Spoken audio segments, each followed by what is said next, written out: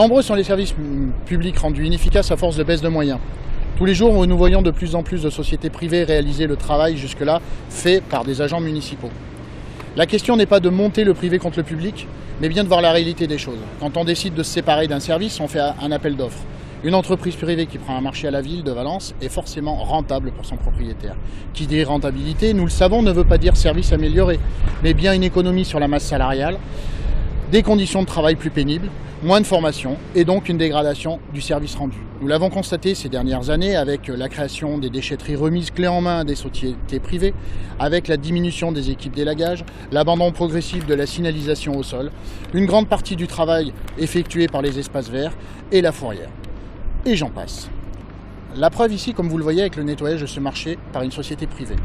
Si l'on continue cette politique, quels seront les prochains services à disparaître du budget du personnel au profit de celui de l'externalisation des services? Quoi qu'on en pense, on a toutes et tous vu la baisse des qualités de prestations, c'est factuel.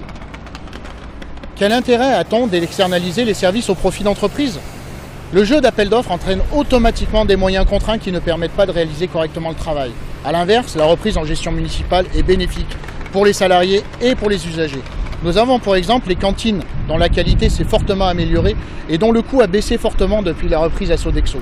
Ou bien encore la meilleure gestion de l'eau depuis la création de Haute-Valence.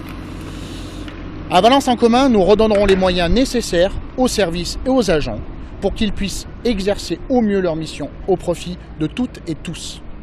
Le 15 et 22 mars, pour défendre les services publics, nous vous appelons à voter Valence en commun.